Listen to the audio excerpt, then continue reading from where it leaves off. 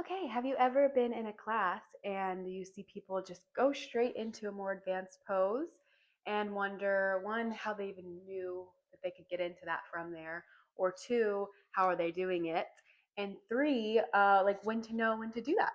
Well, I created this video to help you be a little bit more prepared in those vinyasa classes, and that way you know which poses you can actually go and advance to. So I'll do three most common ones that are in classes. We'll do the Birds of Paradise, Crow, and of course everyone's favorite, a headstand.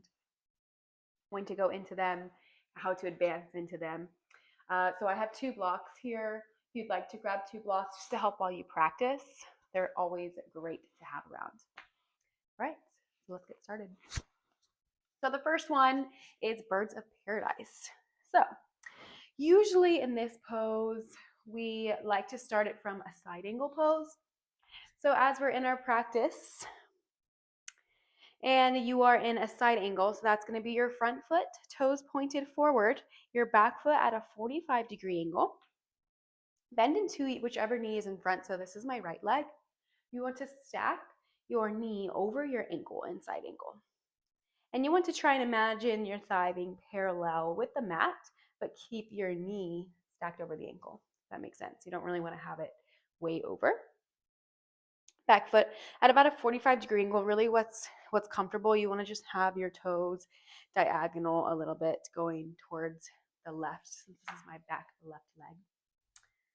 So in our side angle, we usually have our forearm on our thigh, and then we paint the sky with our opposite hand. We have our chest opened, so you want to have a nice proud chest. So this is a side angle. And this is how you can prepare yourself to get into Birds of Paradise.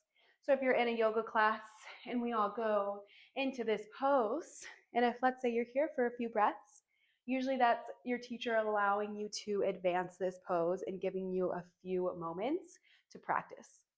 So for your Birds of Paradise, you can bring your arm, so this is my right leg, so I'm going to use my right arm, under your leg to wrap around, and I usually like to bring my hand to my glute, and then your other arm is going to wrap behind, and you want to have a nice proud chest here. You don't want to collapse, don't want to round your shoulders.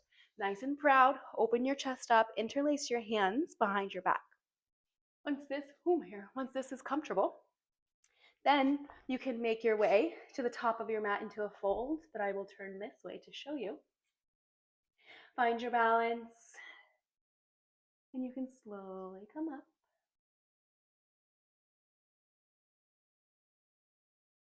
And then you'll straighten your leg as much as you can. And that's Birds of Paradise. And then slowly come all the way back down and unbind.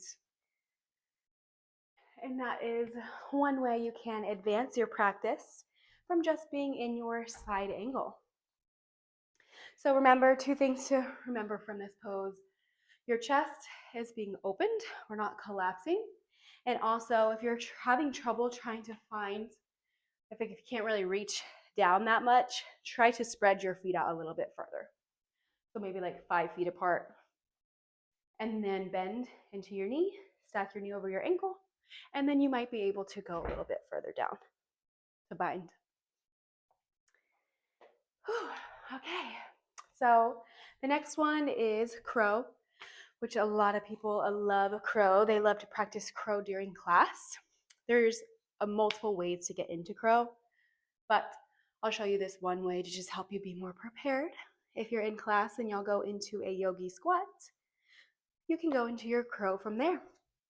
So if you'd like to have your blocks in front of you, in my classes, I like to have them have it on this setting out in front of you to where your forehead can go and rest on the block if you just haven't built the strength enough to hold yourself.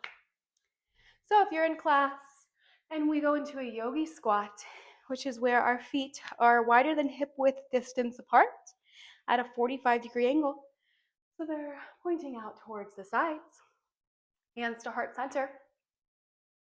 Bend your knees, sink your hips into a yogi squat.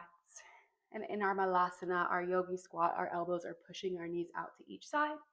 We want to have a nice elongated straight spine. We don't want to round over. Then you can lift your bottom up just a little bit. So if you're ever in class and you're in this yogi squat and your teacher gives you a little bit of time here, maybe try to explore. You can plant your palms out in front of you. Bring your knees. So there's two options that I see people do. You can bring your knees behind your elbows, that's the option that I like. Or you can bring your knees kind of into your armpit area. You'll figure out what works for you. I bring my knees a little bit over my elbows. Try to find my balance as I lean my head forward, and I can have this block here to catch me in case I fall. You lean your head forward, and once you're ready, you can slowly lift up one foot at a time. And that is how you can advance to your crow, and then slowly come all the way back down and into your malasana, your yogi squat. All right, and then the next one is every vinyasa student's favorite, our headstand. So there's a couple ways, again, to get into your headstand, and I might show two, because there's two really common ways we can do it. The first one will be in our down dog. So you're in your down dog, and let's say we go into a dolphin pose. So we go onto our forearms. And again, if your teacher's having you here for a few moments, maybe explore. You can interlace your hands together. Bring the top of your head, the crown of your head, into your interlaced hands. And just walk your toes to where your hips are stacked over your shoulders. And maybe just prepare just like this, and then you can walk back. But if you're ready to go into your headstand, then you can slowly lift up one foot at a time and go into your headstand. And slowly come back down, and then you can come out. All right, now there is a second way that is a really common way to get into your headstand. I'm gonna have to scoot the mat up a little bit.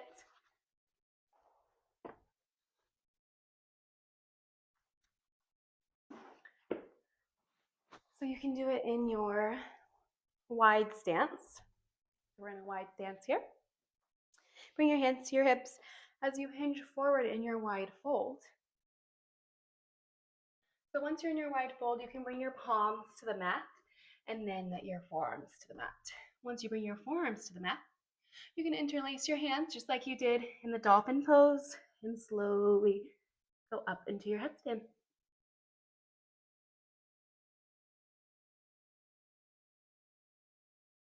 And then slowly come back down nice and controlled. And then bring your hands to your hips and come up.